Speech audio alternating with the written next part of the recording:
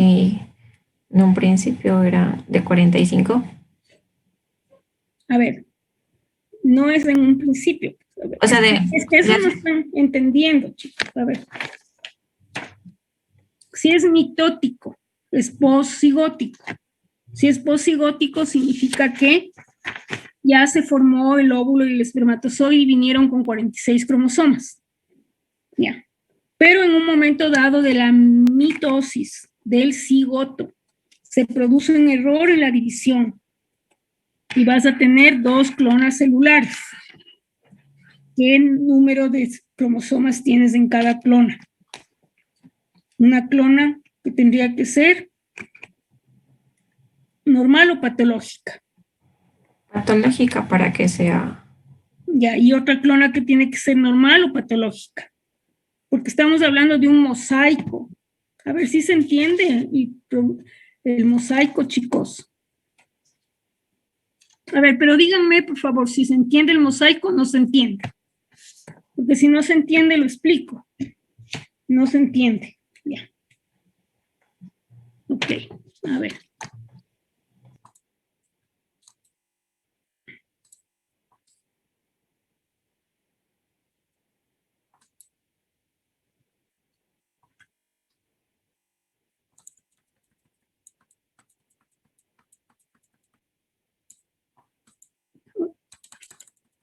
Sé cómo borrarle todo, así es que...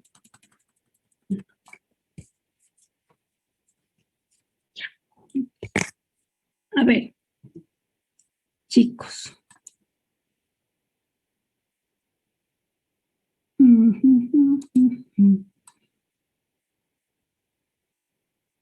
Ya. A ver, yo tengo aquí 46 cromosomas. 23 vinieron de papá, 23 de mamá. Ya, esto es un cigoto. Estos cromosomas del cigoto ahora van a dividirse por ¿qué tipo de división? Chicos. Por mitosis. Chicos, por mitosis. Por mitosis. Entonces, si yo digo que voy a dividir por mitosis, significa que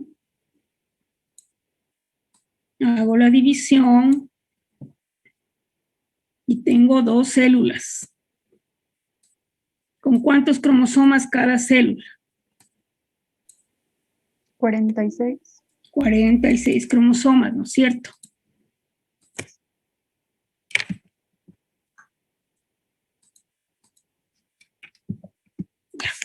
Entonces, supongamos que esta sea la división número 10. Supongamos que aquí hemos ya dividido 10 veces. Entonces tenemos 46, 46, 46, 46, 46, etcétera, etcétera, y tenemos una poblacioncita de células. De pronto, una de las células comete un error de segregación. Entonces, supongamos que esta célula de aquí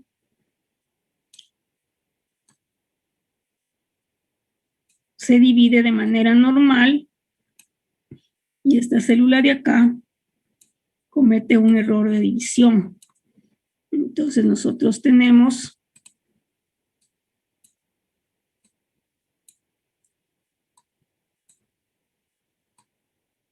si esta se divide de manera normal, ¿cuántos cromosomas tenemos ahí? Chicos. 46 y 46. 46 y 46. Ok. Yo digo acá hay un error de la segregación. Digo, tengo un síndrome de Turner con mosaico.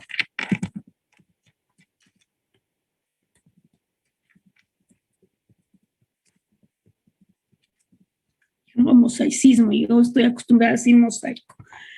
Ya, con mosaico. Entonces significa que aquí yo tengo 46, 45 cromosomas y aquí tengo 47 cromosomas.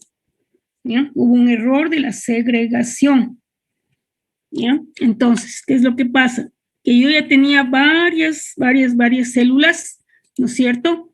Tenía varias células que estaban ya divididas, tenía unas cantidad de células.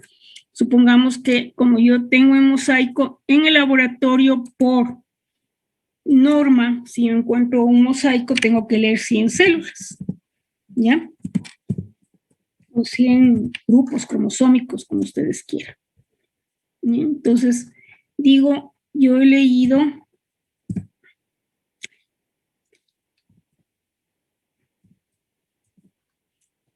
ya las 100 células y tengo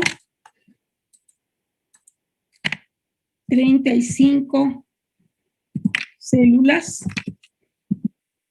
con 46 cromosomas. Por lo tanto, tengo 75 células con 45 cromosomas. ¿Ya? Dependiendo del cromosoma que esté dañado, se puede ver incluso las 3 clonas. Generalmente,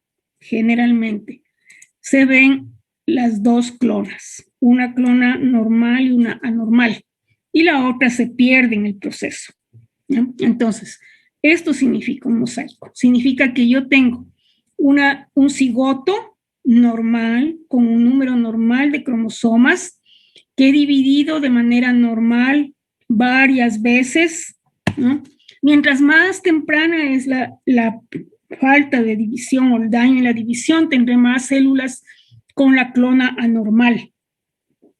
Entonces, supongamos que aquí ya tenía como 10, no sé, pues cuántas divisiones. La cuestión es que me quedó una clona normal, es decir, células normales de 46 cromosomas y unas células de 45 cromosomas.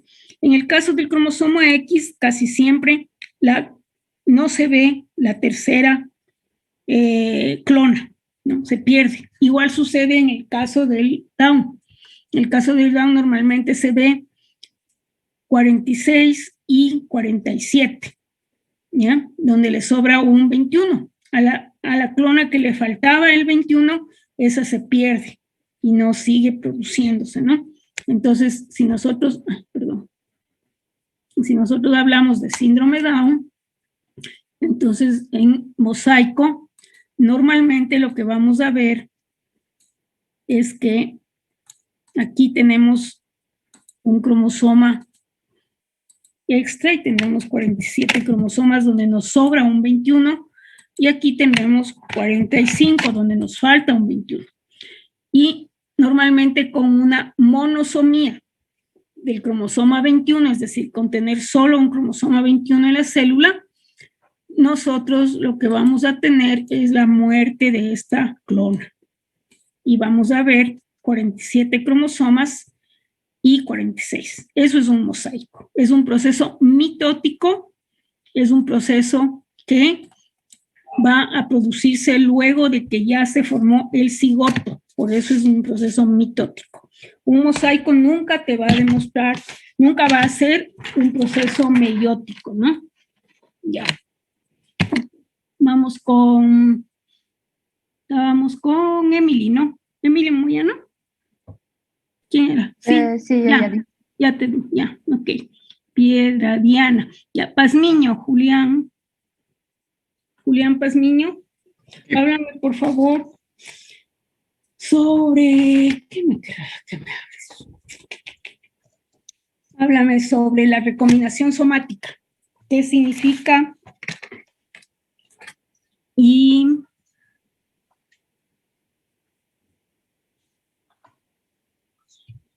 ¿cuándo se produce? ¿Qué tipo de proceso es la recombinación somática? Puede ser un proceso meiótico. A ver, no me preguntes. Es un proceso meiótico. Si es una recombinación somática, ¿qué tipo de proceso será?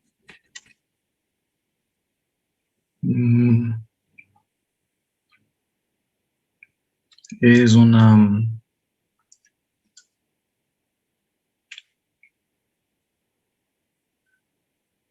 Es cuando ocurre un en un proceso temprano del desarrollo.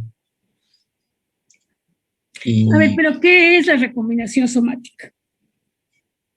Primero dime en qué momento se produce, en qué tipo de células o dónde se produce, qué proceso es. Si es una recombinación somática.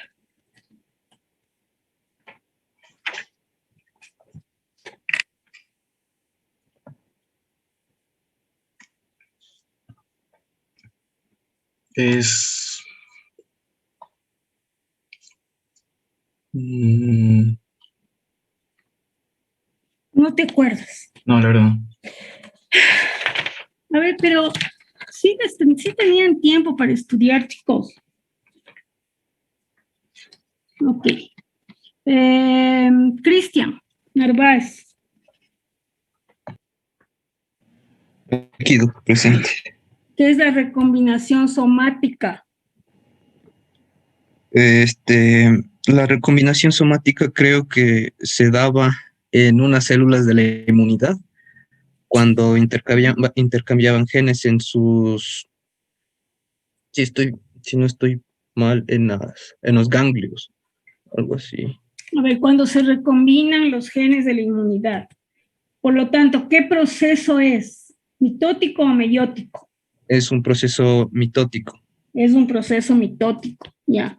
Y es el único proceso de recombinación que se hace. No, hay Somático. Normal estamos hablando. Normalmente es el único proceso que se da como una recombinación somática, o hay otras células que hacen recombinación somática.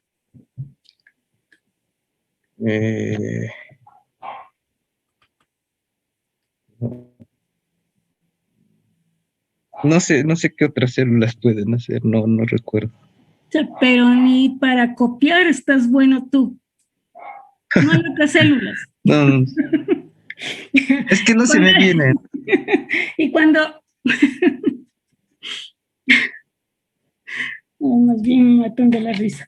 A ver, y cuando es un proceso patológico, generalmente, ¿qué se produce? ¿Qué produce el hecho de la recombinación somática cuando es un proceso patológico? ¿Puede generar mutaciones? No puede, sí genera mutaciones, ya sabemos, pero ¿qué pasa? ¿Y en qué se da cuando estamos hablando de anormalidad de la recombinación somática? No. No. Bueno. Muy bien. Chicos. Yo, profe, Nicole Pérez. Ah, sí, ya. A ver, ¿me puedes comentar en qué está implicada la recombinación somática cuando es anormal? Si no estoy mal, eso se llama la hipermutación somática. Ya. Ya. Entonces, es cuando los linfocitos B es una enfermedad autoinmune, se considera una enfermedad autoinmune. Ya. Entonces, es cuando los linfocitos B, si los linfocitos B empiezan a mutar de manera exagerada, entonces es un proceso o sea, es una mutación, se puede decir, programada, que afecta a varias regiones. Entonces, es variable.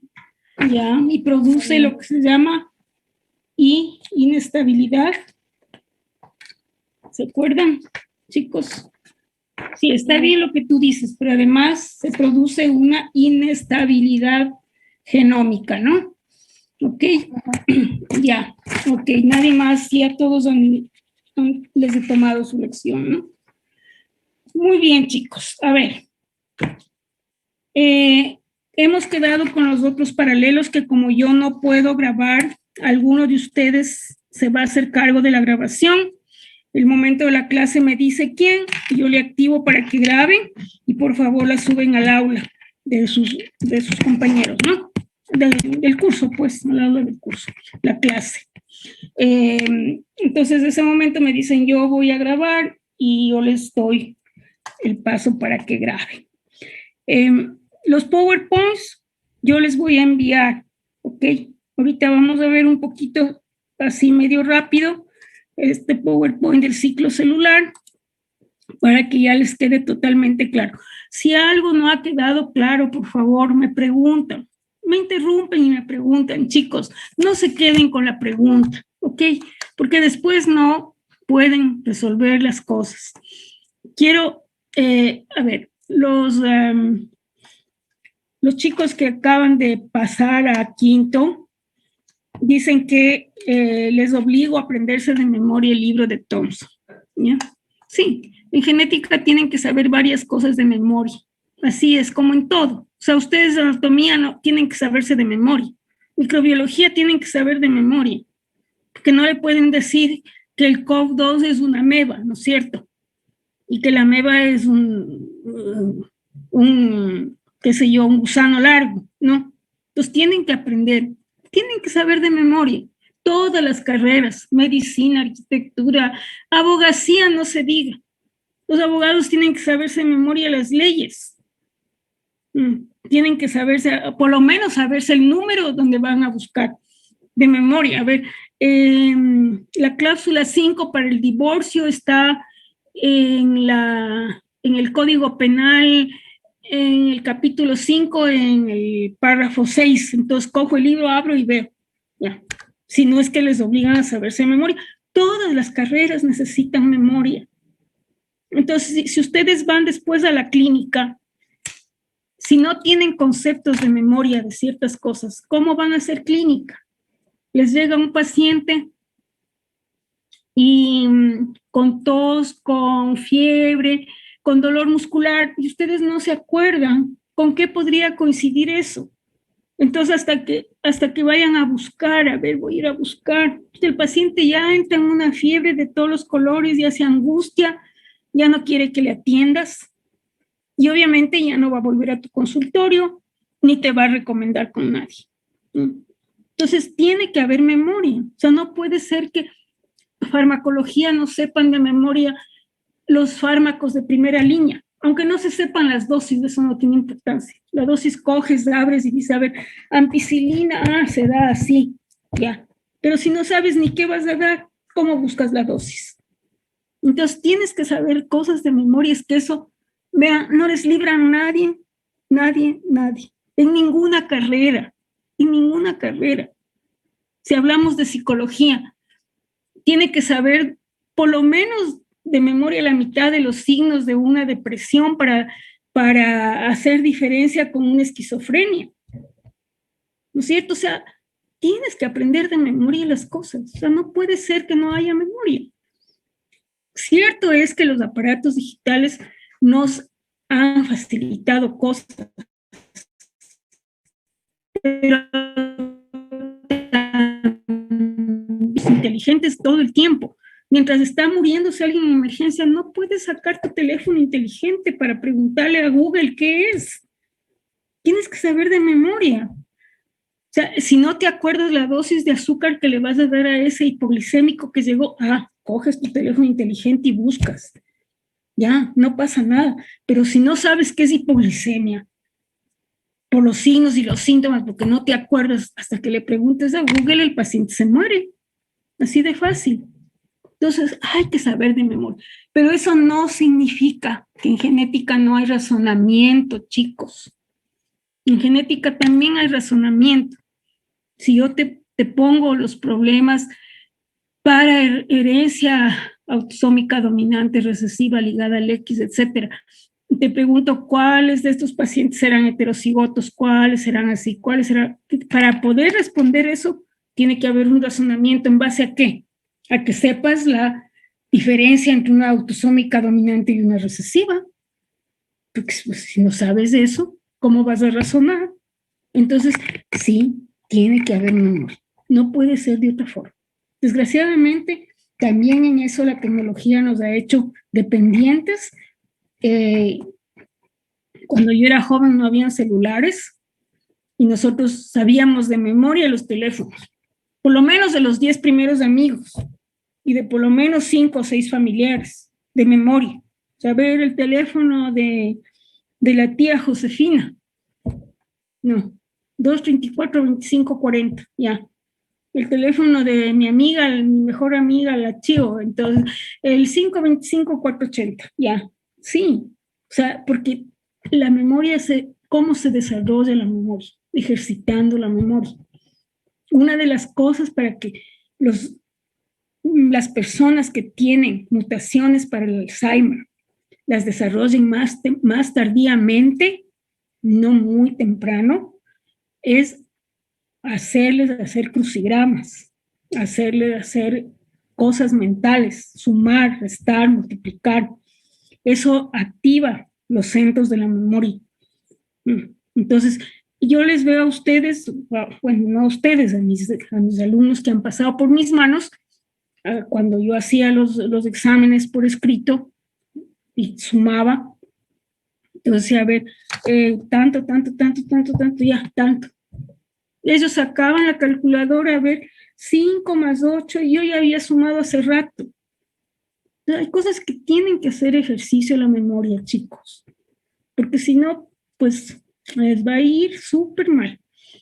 Sobre las cosas que uno memoriza, sobre los conceptos que uno tiene y los tiene claros, razona. Por eso yo les digo, por favor, pregunten, no se queden con la duda. A mí no me molesta, nunca me ha molestado repetir 10,000 veces lo mismo, con otras palabras, con otro dibujito, con otra, lo que sea, ¿ya? Porque eso no me molesta. Me molesta que los estudiantes no pregunten. No pasa nada si preguntan. ¿Qué pasa si preguntan? Si preguntan, pasa que entienden lo que no están entendiendo. Y les va bien en los exámenes, y aunque no es el objetivo de la carrera tener bien los exámenes, pero obviamente para el título vale la pena tener buenas notas. Entonces, chicos, pregunten. Por favor, no se queden con las dudas, porque entonces después nos hacen un lío de todo. Y la otra cosa, oigan lo que se les pregunta. O sea, porque le pregunto, ¿cuál es la función de la taza? La taza es un recipiente de porcelana. No, o sea, dije, ¿cuál es la función? Entonces, contesten lo que se debe contestar. Oigan la pregunta, oigan acá, oigan la pregunta. No solo escuchen, oigan la pregunta aquí arriba, ¿no? Porque si no, responden otra cosa. Entonces, chicos, y tranquilidad, si no pasa nada. Una prueba oral, una pregunta, no pasa nada. Van a tener más oportunidades, no va a suceder nada. ¿Qué será? En 6 semestres nadie ha perdido conmigo genética. Y no es porque qué bestia, o sea, la maravilla en patitas de profesora, sino simplemente porque tienen que estudiar y tienen que aprender a estudiar. Eso es todo. Entonces, por eso les doy con tiempo la lección, por eso les doy con tiempo trabajos, si les mando trabajos, no es que les mando de hoy para mañana, les mando con tiempo. Entonces, chicos, tranquilidad ante todo, y segundo, escuchar bien lo que se pregunta o leer bien lo que se pregunta sin atolondrarse de gana, y la otra cosa, pues, preguntar. Si el compañero ya preguntó lo mismo, no importa, a mí no me quedó claro, yo vuelvo a preguntar. Yo no me voy a molestar, eso vean, tengan totalmente por seguro. Eso a mí no me molesta. Nunca me enojaré porque me pregunten 10,000 veces lo mismo. No, lo que me interesa es que entiendan, se entienda. Tampoco es cuestión de que vamos a alcanzar todito el sílabus, pero de la P a la P. No estamos en ninguna carrera, chicos. Si algún tema nos falta, bueno, nos faltará. Por lo menos que los temas que hemos visto, los hayamos visto bien, los hayamos entendido para qué nos sirve. Porque tampoco es que vamos a estudiar así, ¿y esto para qué me servirá después en la práctica médica? ¿O para qué me sirve en 5º semestre? Van a ver que en 5º semestre lo de los genes, la biología molecular, la biología del desarrollo, que es súper importante, ¿no? Y la genética están súper implicadas en los casos clínicos. Al menos ahora, pues, desde hace medio siglo por lo menos, la genómica y la genética y la biología molecular son la estrella de la medicina. Entonces, tienen que estudiar, por favor. Y preguntar, no importa. Ya les digo, si el compañero preguntó lo mismo, pues no pasa nada. Yo también pregunto. Hasta que yo, Mónica Ruiz, entienda. Si ya entendió Juanito de los palotes, bueno, entendió, qué bueno, le felicito. Pero yo no entendí. Entonces yo pregunto, mi persona. Entonces, no sé, yo nunca me voy a enojar porque pregunte. Me voy a enojar cuando todos están en silencio, todos no dicen nada o pregunto, ¿entendieron? Y todos se quedan callados. Y entonces yo digo, ¿entenderían? ¿No entenderían? ¿Qué pasaría? Ahí me voy a enojar. Pero si me dicen, sí entendimos o no, ¿sabe qué? Yo no entendí esto. Ah, bueno, ya, veámoslo de nuevo. No pasa nada, chicos, absolutamente nada. Ok, si quieren cerrar sus cámaras, pueden cerrarlas. No hay ningún problema. Vamos a hablar un poquito del ciclo celular. Y como ya Virchow decía en 1858, toda célula procede de otra célula preexistente por división de esta. Y eso es básicamente lo que pasa en el ciclo celular, en la mitosis y en la meiosis, ¿no? La célula va a pasar por una división, por una serie de fases, que le van a llevar sea a mitosis o a meiosis, dependiendo de si son células somáticas o son células gaméticas. Las células gaméticas inicialmente también tienen una cantidad de divisiones mitóticas para hacer un pool de células gaméticas que posteriormente ya entrarán solamente a meiosis. Aquí tenemos ya lo que ustedes han hablado, G1, S, G2, mitosis y G0, ¿no?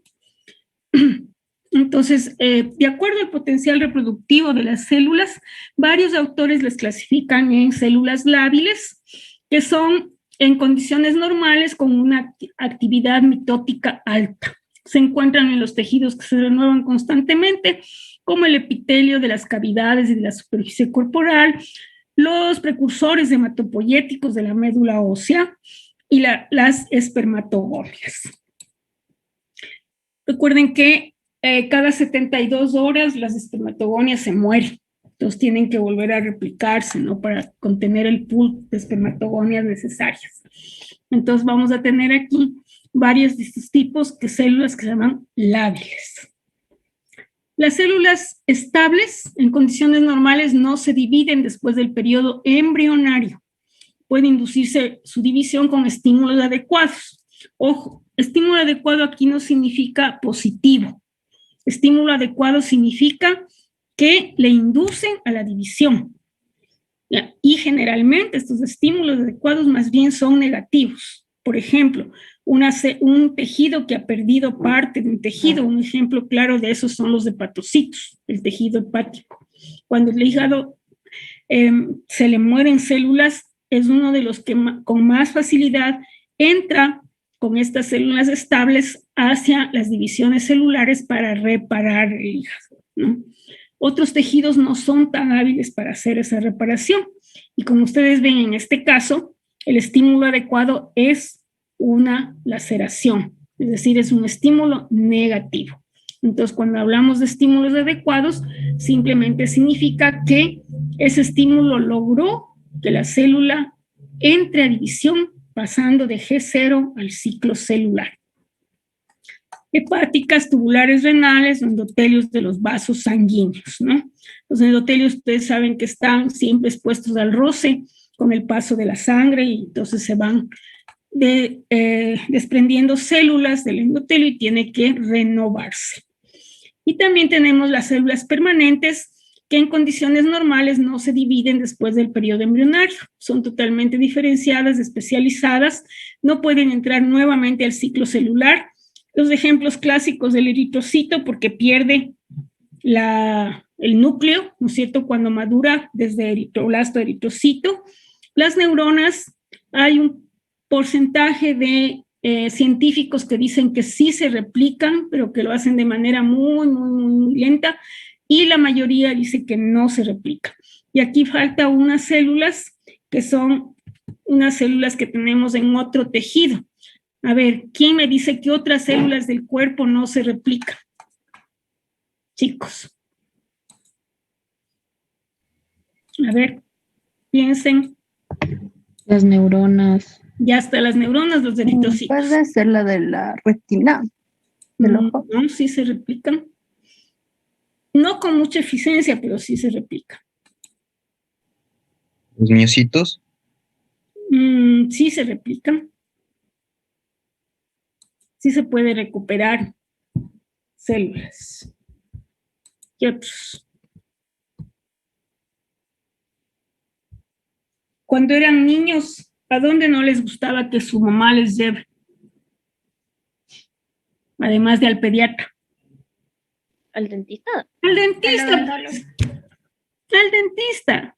Si se nos replicaran las células de los dientes, no tendríamos que ir al dentista.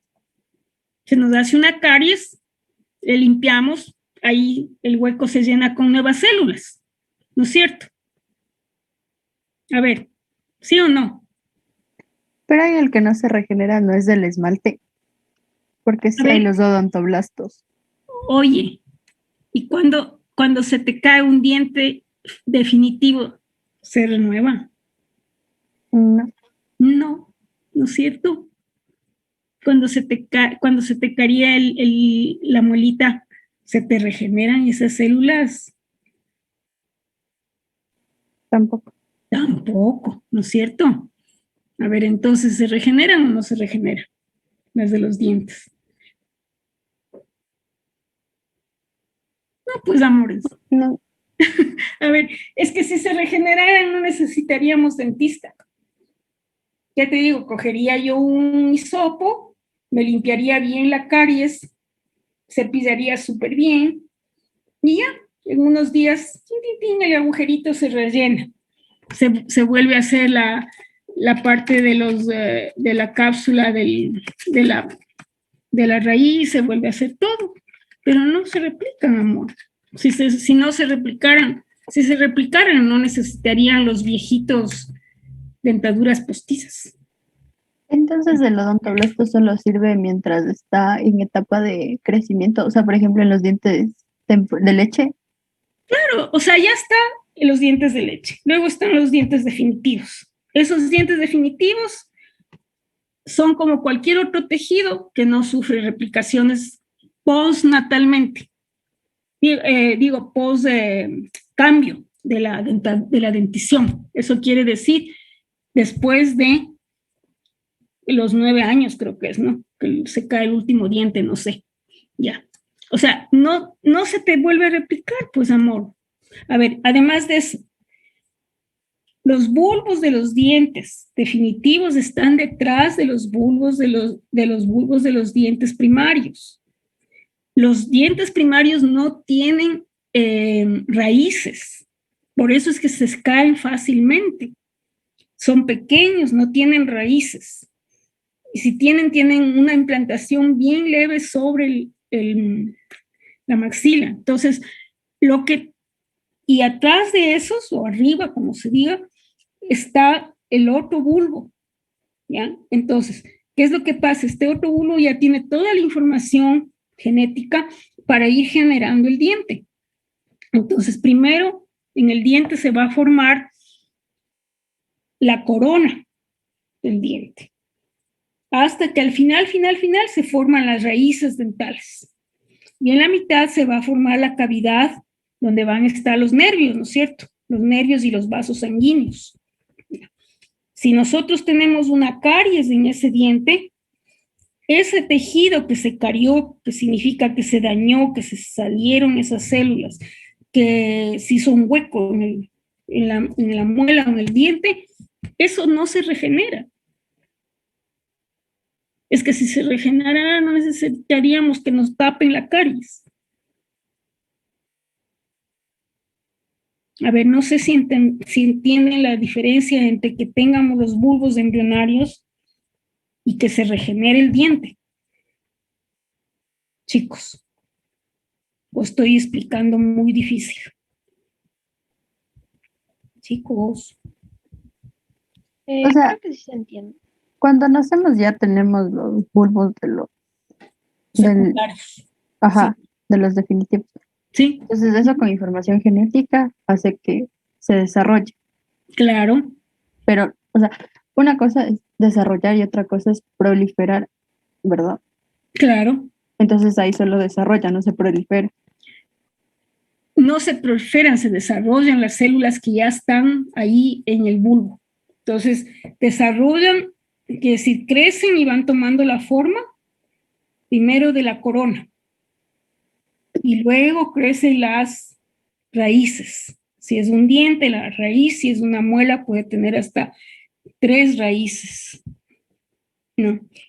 Y por eso es que nacen los terceros molares, porque ya está ahí la información y es una expresión de tipo tardío, el nacimiento de los terceros molares. Los terceros molares eran útiles cuando los seres humanos tenían que desgarrar la comida y la mandíbula de los seres humanos era más grande.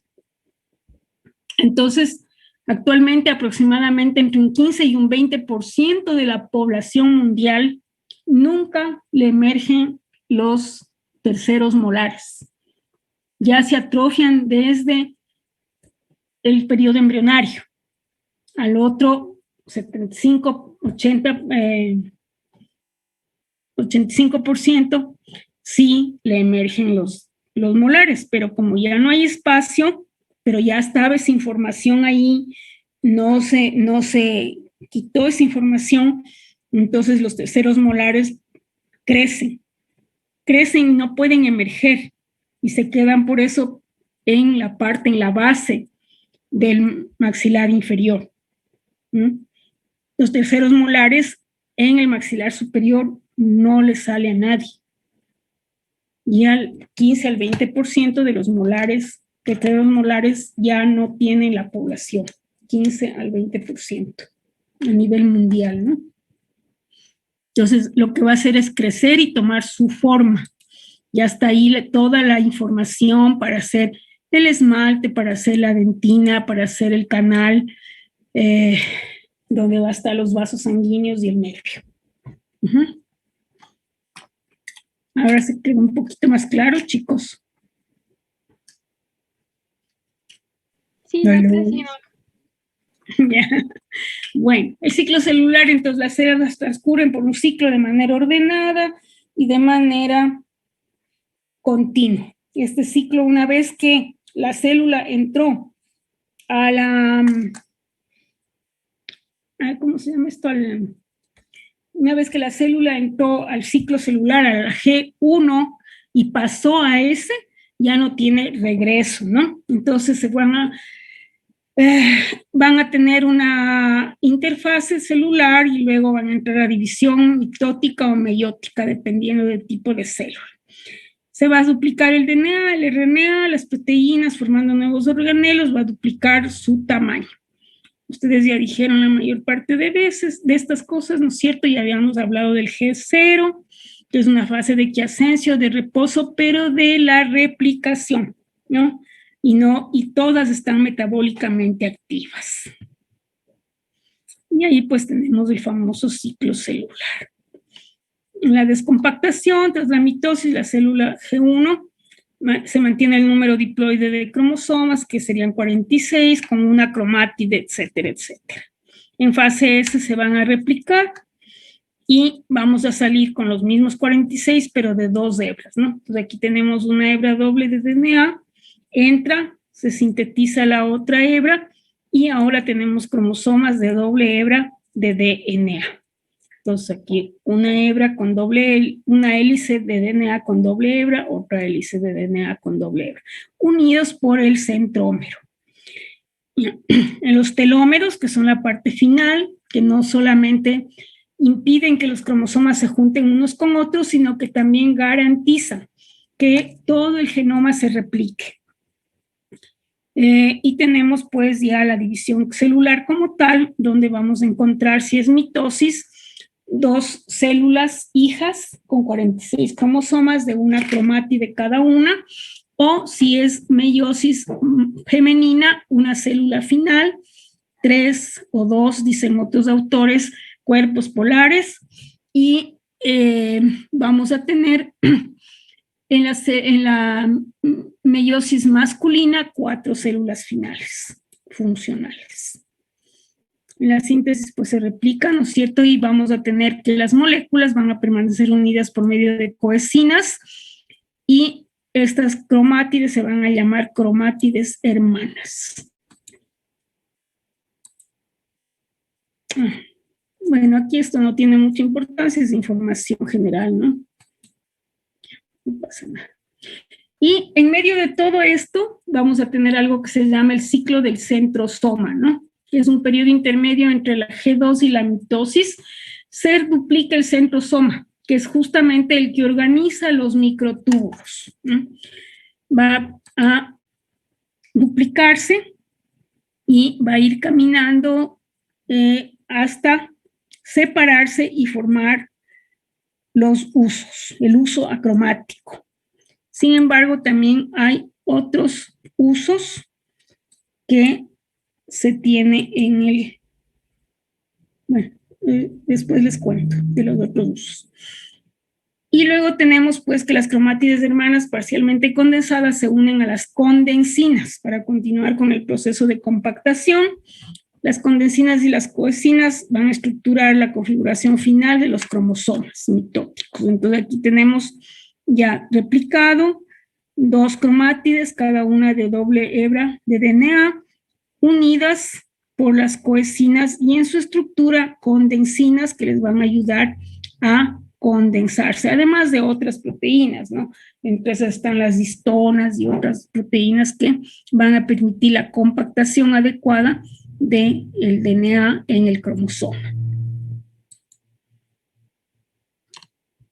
Okay. Tenemos también un complejo que va a ser el complejo mitosis CDK1, que fosforila las coecinas de las condensinas, promoviendo la condensación del cromosoma al inicio de la mitosis.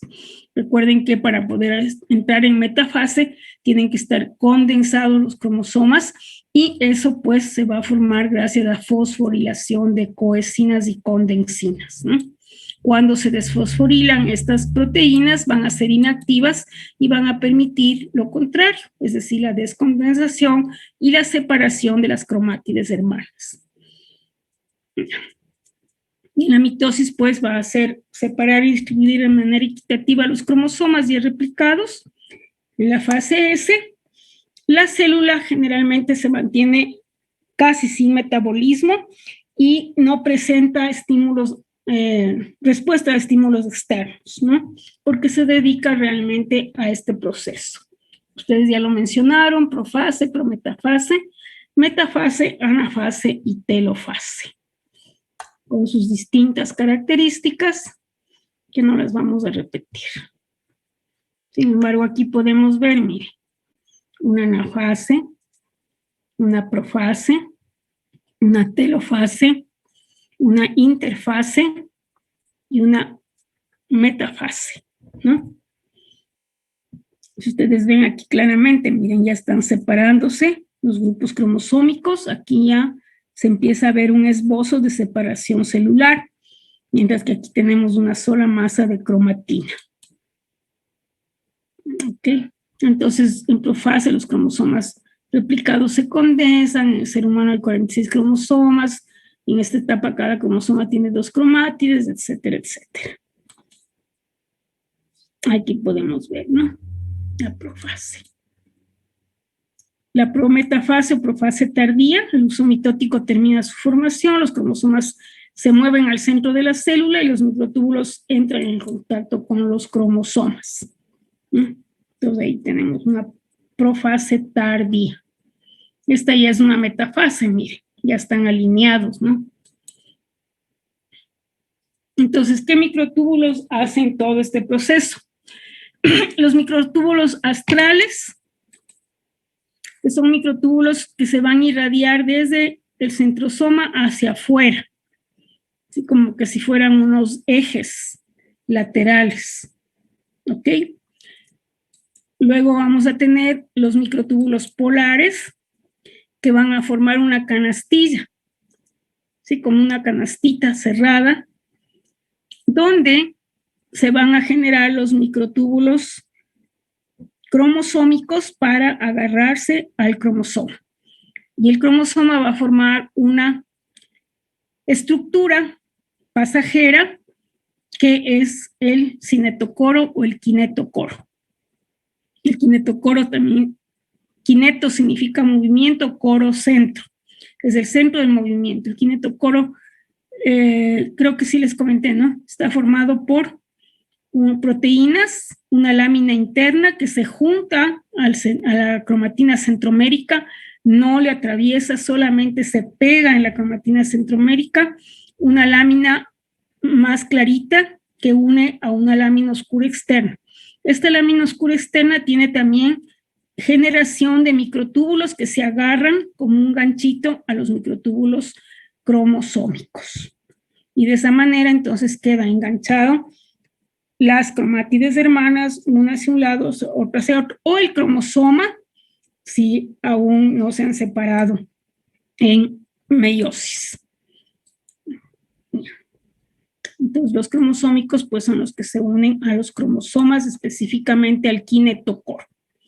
En la metafase se encuentran alineados en el ecuador y cada uno va a adherirse a un microtúbulo que le va a permitir llegar a los polos. Aquí estaríamos en metafase, totalmente alineados los cromosomas.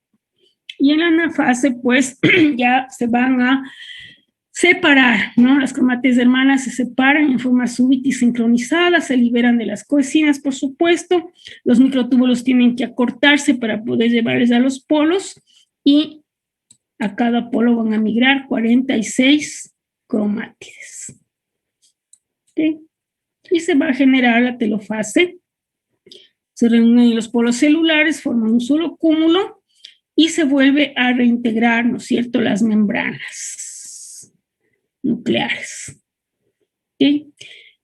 En anafase temprana va a empezar a dividirse las células, a hacer un surco en las células para cortar. Entonces empieza a hacer un surco que pues va a ir incrementándose en profundidad de lado y lado, porque es un surco como que pusiéramos un cinturón, ¿no? Y se va incrementando de lado y lado hasta conseguir la separación total de las células. No me quedo mucho en esto porque ustedes ya lo han dicho todo y ya sabemos. Entonces ahí hay un resumen pequeñito de este proceso. Los cromosomas se encuentran en territorios cromosómicos, ¿okay? Es decir, se encuentran en sitios específicos del núcleo celular, no se encuentran en cualquier parte. Y vamos a dejar ahí la clase, pero yo les voy a mandar este PowerPoint que es completo con el ciclo celular, con algunas anotaciones adicionales sobre las ciclinas y las quinasas que son parte de este ciclo celular y que es importante que ustedes las recuerden porque me imagino que ya las vieron en otros semestres para que se recuerden cómo están funcionando estos puntos de control de paso de un lado a otro del ciclo celular, ¿no? Entonces, eso es importante que ustedes lo recuerden para poder tener mejor idea de cómo funcionan los cromosomas de manera normal y sobre todo, qué pasa cuando hay patologías de los cromosomas. Entonces, para la próxima clase, chicos, van a venir leyendo el capítulo 5, principios de citogenética. A ver, el capítulo 5.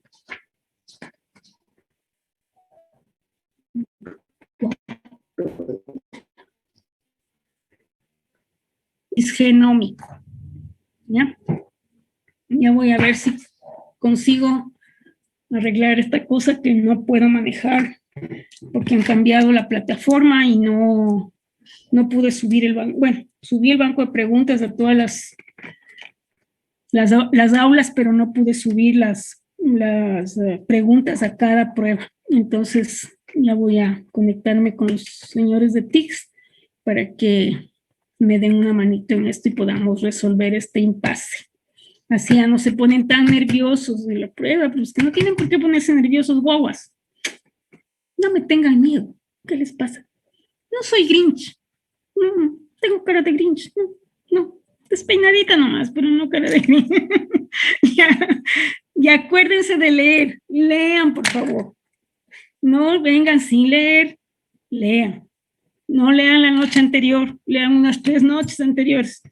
Para que si no les ha quedado claro algo, lo puedan volver a leer. Ya. Nos vemos la otra semana. Ya, Doc, muchas gracias. Gracias a Gracias, ustedes. doctor. Hasta luego. Gracias, doctor. Gracias a ustedes, chicos.